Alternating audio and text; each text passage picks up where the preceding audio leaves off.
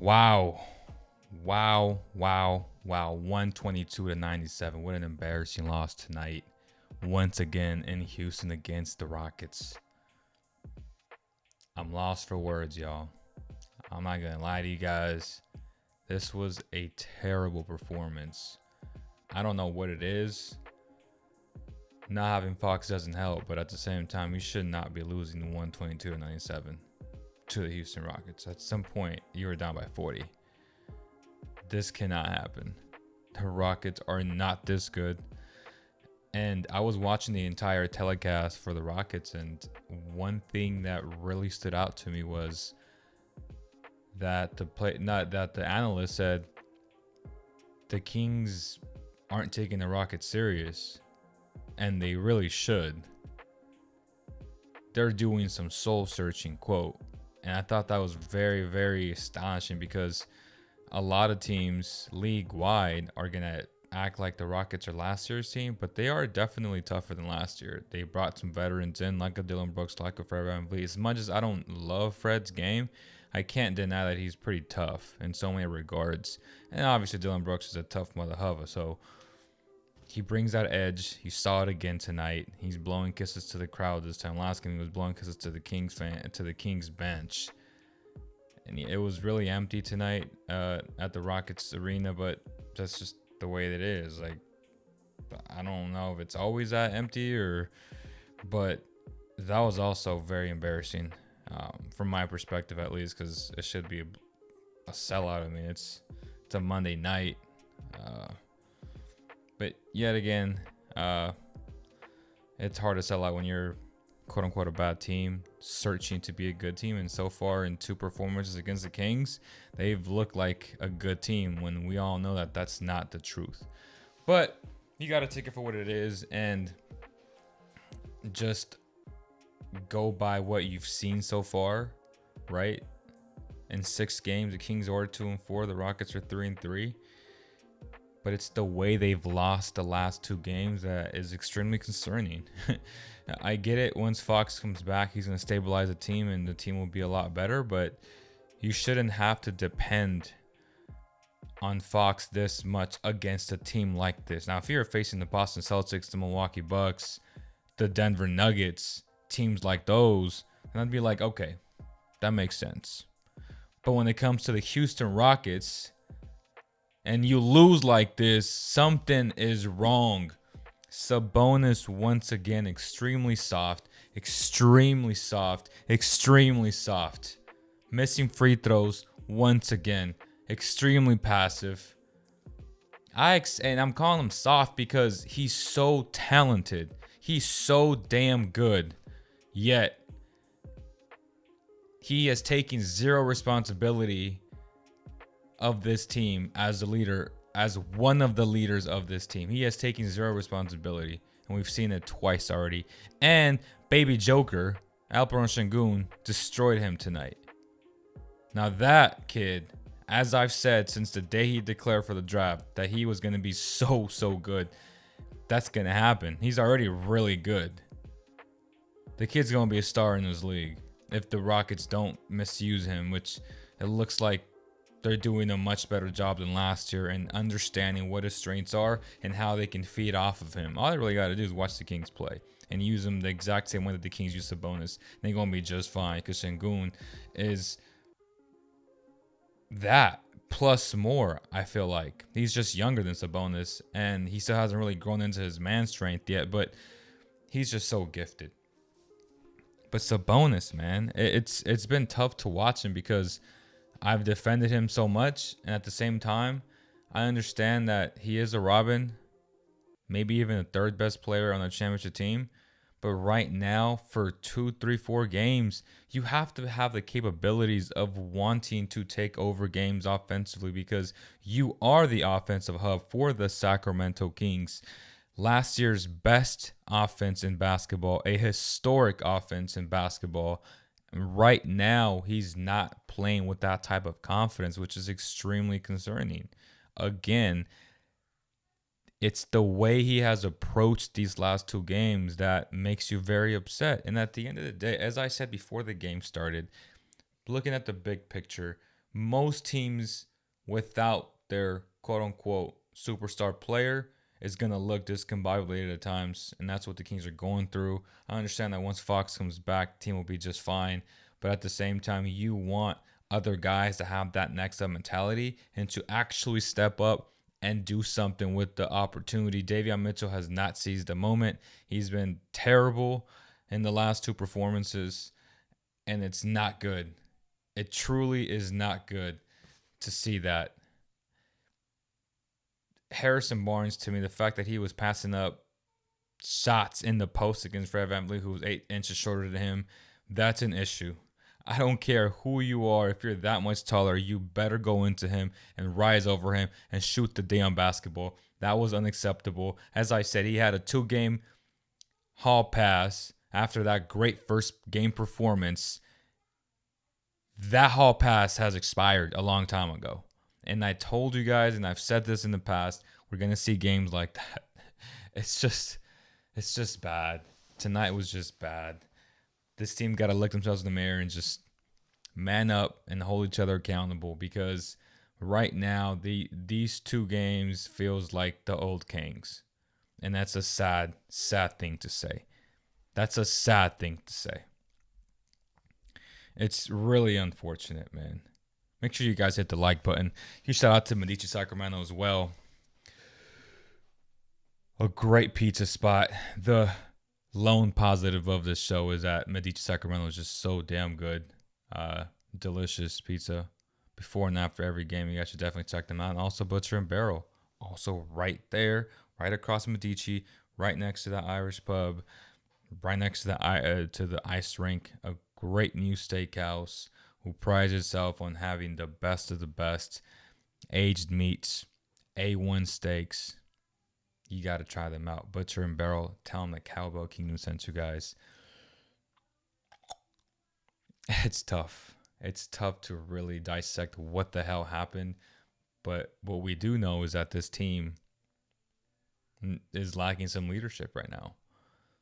It truly is. And a lot of people want to blame Mike Brown for the substitution patterns. And it's just like, bro, at some point, guys got to hit shots. And coming into this game, they were number 2 in quality shots. They've been getting open shots. They just haven't knocked these shots down. And honestly, the first, 5 minutes, they were hitting shots. Kevin Huerter was hitting shots. Keegan even hit, I think, 1 shot. It's tough, man. But it starts with Sabonis. He's the co-leader of this team. And when the best player on the team is out, he got to take the reins and just go. You know, the Kings aren't asking you to do this all the time because Fox can do it. But I know it's out of his element to play that way and be ultra aggressive and want to score because he's such an unselfish player that he wants to get everybody else involved. But the team needs you to be aggressive. That's just...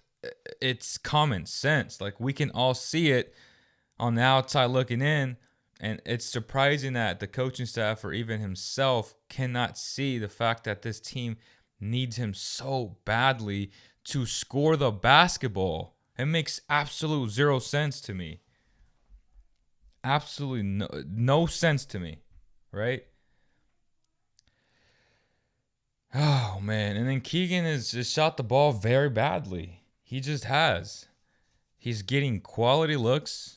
These are shots that he typically knocks down. Same with Kevin Huerter. He started off hot and then he just cooled down and he's back. He's right back at where he was. Very cold for the season.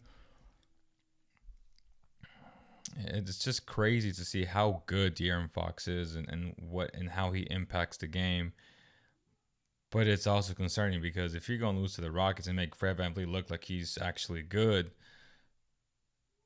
damn near looking like he's better than what he really is. You know what I mean? I was listening to the damn broadcast and it just seems like they love him. He's such a great passer. He's such a great defender. He's such a great scorer. And I'm just like, damn, like these guys don't watch basketball, or they damn have not watched this dude play basketball the last 5 years. Like, he ain't great at any of those things. Those are his weaknesses, if anything. But when you're winning games, all that stuff gets masked. We all know that. Dylan Brooks is, as he liked to say, the talk of the league. Ain't nobody talking about Dylan Brooks like that. I get it. And I'm a big fan of Dylan Brooks in that regard. I thought he was worth $15 million this summer. He got paid 25, which is damn ridiculous. But that's what the Rockets do. It's working for 6 games. Sure, it's not going to work out in an 82 game season. It just won't. The law of averages will average out and it will show who is who at the end of the day. The Kings started off the year this bad, or even worse last year, but this was pretty low. I have to admit, like, this game was a pretty low, embarrassing. I'm lost for words, but this was bad. I'm not even gonna lie to you guys. Like, this was bad. Like, where do you start? Right? Like, where do you start? Oh, by the way, these shoes are fire. I just got them. I played twice in them. The All City V2s.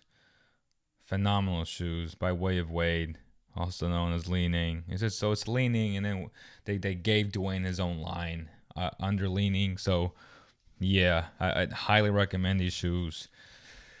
There's a price drop, I think, so if you want to cop them, you should. I don't got a link in the bio, but yeah, when you look at this box score, it's a huge joke all the way across.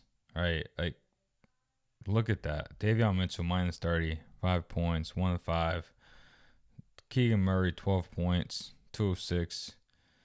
Sabonis 8 points, 8 rebounds, 5 assists. Just embarrassing. And then Harrison Barnes again. His hall pass didn't extend past 2 games. We're in game number 6.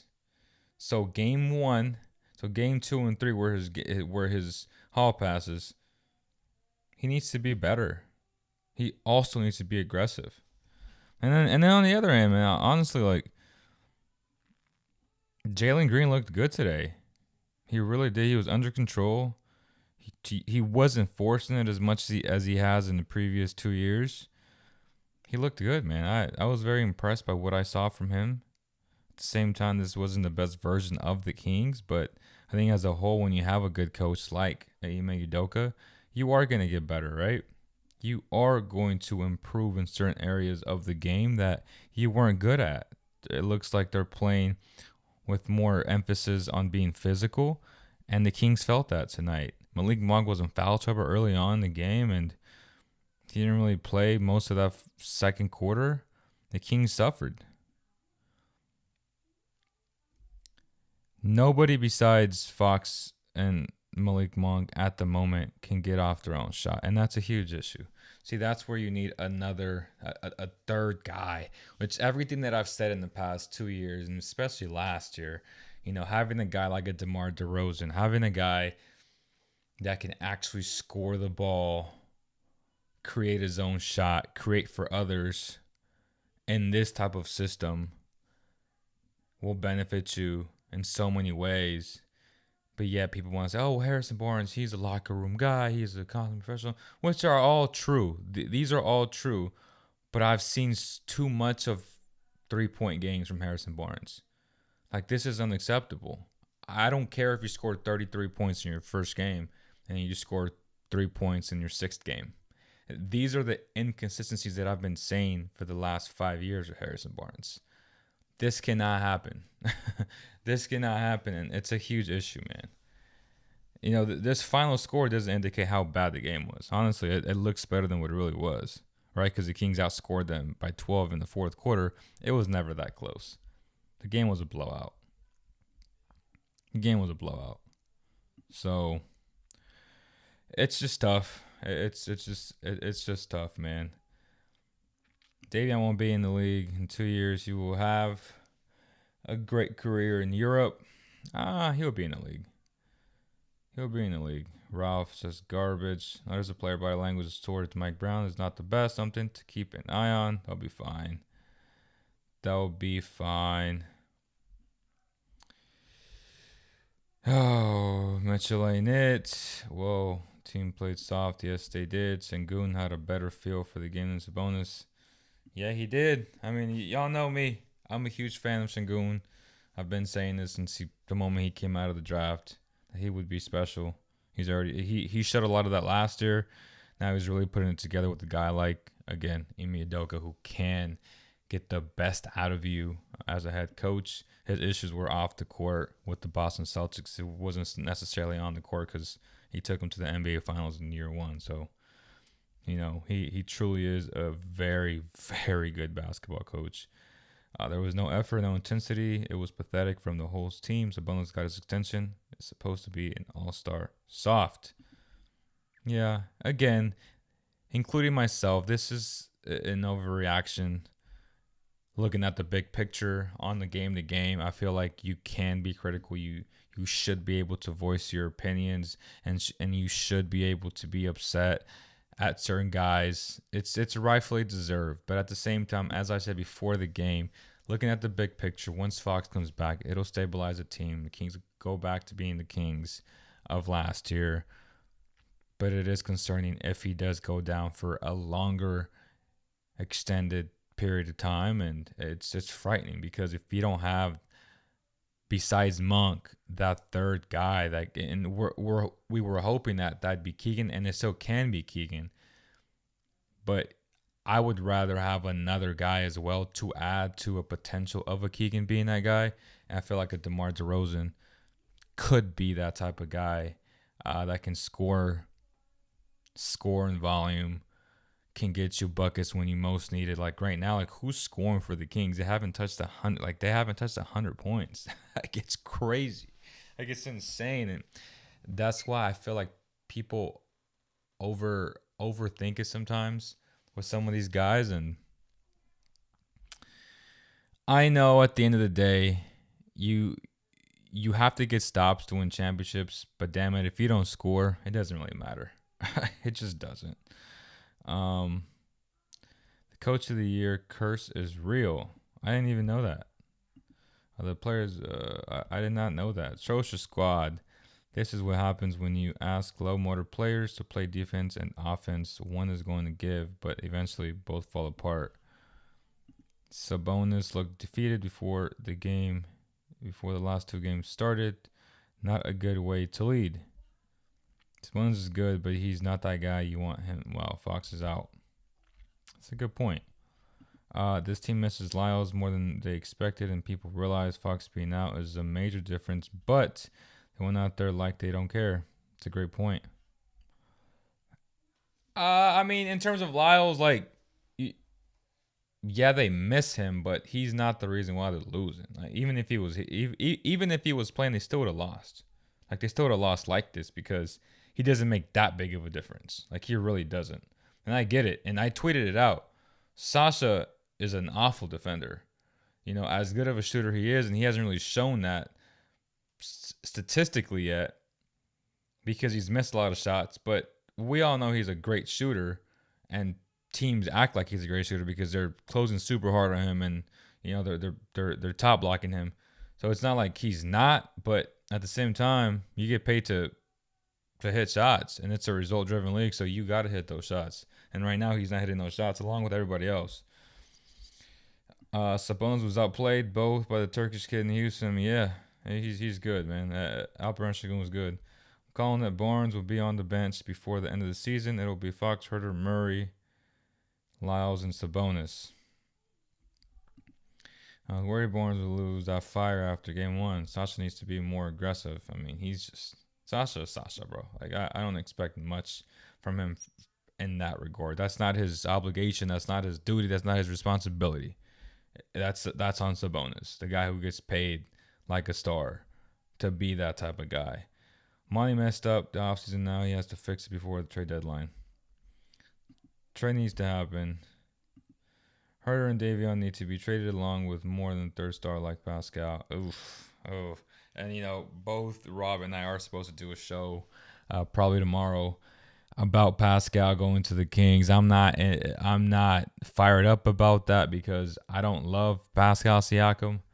And for a guy who does not have a bag, and going back to what Jimmy and I were talking about with Sabonis, who also doesn't have a bag.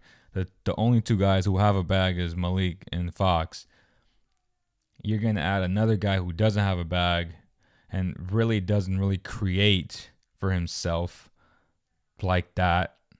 Like, he's a guy that's going to do the same things Sabonis does. He's going to lean on his athleticism, lower his shoulder, run you over, either spin left or it's the spin. What is it? Spin left, come back right, I think, is what Pascal likes to do. So, and it's hard because it's difficult to justify the money he's making and the money he wants to make. So from that regard, it's just tough, man. Do I want him? Absolutely. But it's just so hard to fit him in and think about salaries, and it's a conundrum, man. It truly is, you know. Maybe a change of scenery could help him, but at the end of the day, how much more would that make the Kings better? It's going to make them better, but does he elevate himself defensively? Like, does he become that type of a guy? I doubt it. I truly do. But it's something to actually look at for sure. You want to look at all options no matter what, right? You have to be open to improving the team, and if that improves the team, then you do it, right? He's last year. If you trade for him, do you sign it? Do you get the extension? It's just it's hard to justify that he's going to be making more than $40 million next year. Oh my gosh, it's disgusting. But that's just the way the new NBA is, man. Sounds like someone will be traded. Shake it up already. 6 games in. Moves need to be made. It shows how lost the team is on both sides of the ball. It's too obvious. I'm bummed Davion hasn't evolved offensively. This many years in. I know he puts to work, but these results go as far as really not good against a lot of competition. Someone else above Sabonis needs to be playing. Someone else above Sabonis needs to be more than how he's been playing. That free throw percentage tells me he's not as locked in as he should be. 100%. He needs to hit his damn free throws, but that's embarrassing. It truly is, man. Like, it truly is. That should not be happening. Any way, shape, or form. Like, that should not be happening, bro. You know, it's just disappointing. Like, how does that happen? You know what I mean? Like that makes absolute no sense. Absolute 0 sense. So, yeah, I'm disappointed. I'll change those numbers.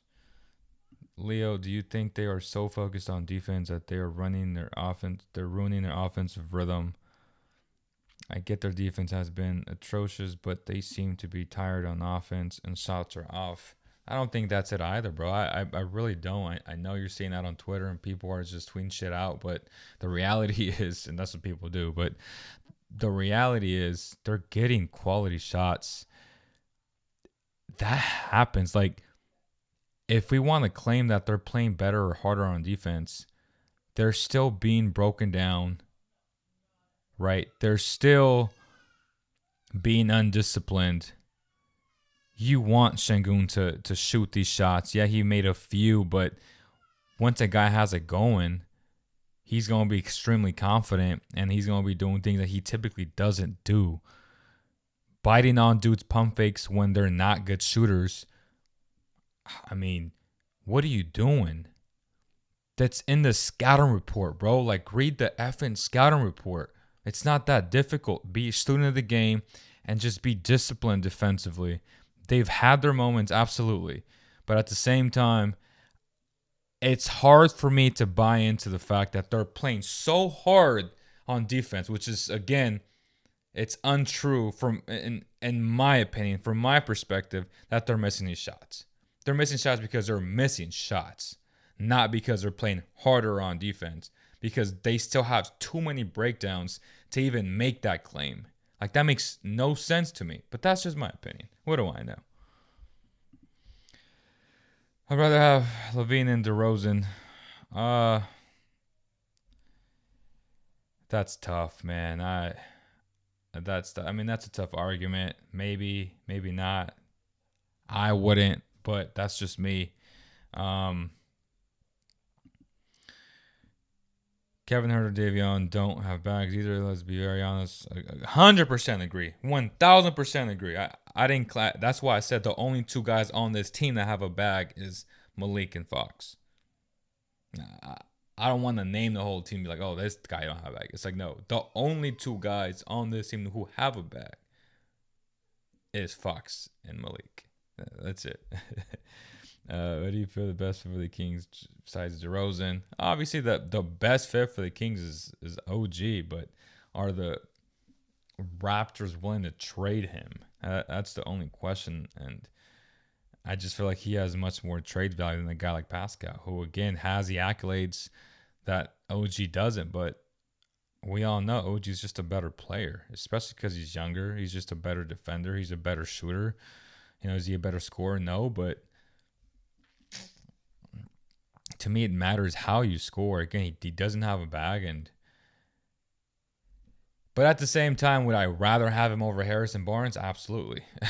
It's not that I don't rather have him than Harrison Barnes. I do rather have him than Harrison Barnes, but it's the whole contract situation.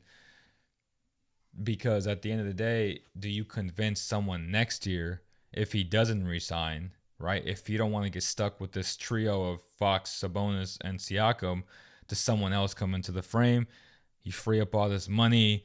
Maybe, maybe not. Are you Are you a destination that's that attractive now to land someone who's younger than Pascal? I from the top of my head, I don't know who's coming out next year's free agency. So it's hard for me to be like, yeah, do it. But push come to shove, yes, I would make the deal for Pascal. I would, but am I super confident? Like, am I like, oh my gosh, like it's gonna make you that much better? It's gonna make you better. How much better? I have no way of quantifying it just because I don't know how it's gonna work out long term, short term, defensively. Is his shot gonna come back in terms of not playing so much with the ball in his hands? Like, can he be as effective and as impactful if he doesn't have the ball in his hands? I don't know. I don't know. I mean, I know Raptor fans hate him right now, and they're asking to trade him. So, Houston Rockets coach is really good. I'd rather have him than Mike Brown. He has his team playing. Mike Brown has his team praying. Damn, that's harsh. Fox. Law of averages with shots percentage is real. It's only a matter of time before their open shots fall in. This is 100% true. And that's where I would lean more towards the narrative of, oh, they're playing harder on defense. Like, that's where I'm at with you. Like, the law of averages will average out because when you are a good shooter, you are a good shooter, period. You're right. Besides Fox and Malik, no one else has a bag. Mark Jackson should either consider next year the Kings miss the playoffs. I'm not gonna go there. I'm not. Mike Brown is just fine. I'm not gonna go 6 games into the season, coach of the year, changes the whole culture, and I'm gonna say, oh, Mark Jackson, like, bro, Mark Jackson, not. No thanks. We should have lost the 2 games, and Fox just wouldn't have been as far as of a gap. Sabonis should be embarrassed. Yeah, he should. Seriously, Aaron Holiday is better than Davion. Bring HB off the bench. I'd rather have Kuzma. I'd rather not have Kuzma. Leo, what's a reasonable amount time number of games to evaluate this team? A reasonable amount is 25 games. 20 games. Like, if you want me to be more explicit, I guess 20 games. But definitely not 6. Definitely not 6. Let's go and trade for Donovan Mitchell. I mean, that would be amazing. I don't know what it would take. I know it would take a lot. So, I really didn't like the players' body language towards Mike Brown today. Don't know really what to say about that. What do you want them to do when you're down by 40 at some point? Like, hey, I'm happy, coach. Like, come on. It's part of it. I missed Delon Wright. We want to get through this together, Leo. All good, bro. It's all good. I actually want to watch a little bit of the highlights and kind of explicitly show how bad they were, right? Let's watch a little bit of that real fast before I let you guys go, because I'm trying to go hoop and get some buckets, because these dudes didn't get buckets, right? And again, early on, like, we saw Keegan and them do things like this, and you're like, okay, they woke up. Mike Brown has them locked in. He knows how to motivate them, and at some point it was 15-15 or 13-13, and then they just couldn't score no more, right? Like, you have shots like this going in. You knew that was going to be already bad. That's great defense, by the way. And yes, they were hunting Kevin, and they scored on Kevin a lot, but that right there was good defense. I'm not mad at that, right? Like you can't be mad at that. All of a sudden, dudes are hitting shots, or they're playing with confidence, right? Sabonis, Keeg. Yeah, I mean, Keegan started off the game well. I mean, he did. Davion getting this is crazy. That's crazy. That's do I want to watch more? Like, do I want to watch more? We got Dylan Brooks doing stuff like this, bro. That's concerning. That's concerning, bro. That is concerning. But give him credit. That was tough, right? That was tough. Sabonis fakes the DHO. He kicks it back out. Guys run out at Kevin. That's good defense. Just better offense, right? It's just the way it is. Jeez. Give it back to him. Again, that's tough. Like, he's not making that shot. Again, he's not making that shot. Jabari's not that type of dude. He's not. So, kudos to good defense. Like, the law of averages will average out. This kid is not that good, and he's not going to be making shots like that. I'm sorry. And again, everybody's hunting Kevin Huerter. Kevin's a bad defender. We all, but in these highlights, the two previous possessions where it was all contested, I mean, that's good defense. But it's on these type of drives when he has to guard the guard who's a lot faster than him and twitchier than him. That's where he's going to struggle. Like, that's where he's going to struggle. Oh, the monster taco, or the angry monster taco. I actually ordered some, and they gave me non-red ones. I was so upset about this. I was really mad about that. I waited hella long too, and they did not give me. Oh, see, they give me these original ones. They were disgusting, by the way. I was just so hungry that I just ate the meat inside, which the meat inside is gross too. But long story short, I did not get the red ones, which they should have given me the damn red ones. Jack in the Box, man. Jesus, Creed. Why are they showing me Creed? I'm not interested in Creed. Kevin Huerter, again. Team was playing relatively hard in the beginning of the game, and then it just went bad, right? Yes, Sabonis in transition. 16-16. One-on-one. See, is this where he does it? This is what I want him to do. Yet, he didn't do enough of this. He did not do enough of this. This is what pisses me off about Sabonis. Like, you're able to do this. You're able to do this. You're able to do this. Put this in your head. You're able to do this, Sabonis. Please, please, be a leader. Take that approach and just do this. Like, you can do this. You're an ox. You're super strong, man. Come on.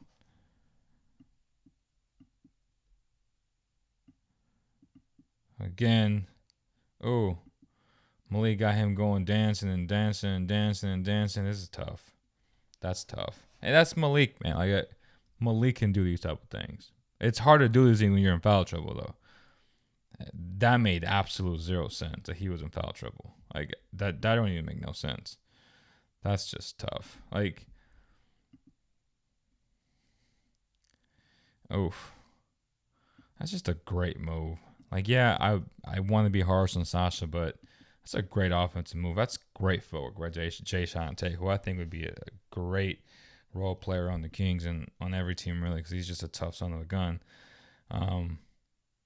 Jordan Ford didn't really look the part, honestly. At this point, they're already down by 10.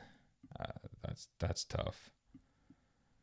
And after this, I mean, we didn't see much of him because he was invaluable. Again, after this shot, the Kings went absolutely cold. It was a no-show after this, and you know, guys are making shots like that. I mean, what do you do, right?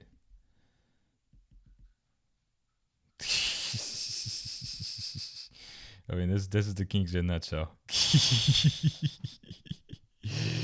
What do you do, bro? And one. He's too small, is what he said. Oh, that's gonna do it, y'all. I mean, I don't want to keep torturing you guys with more of that, right? I don't want to do that to you guys. Come on, that's sickening.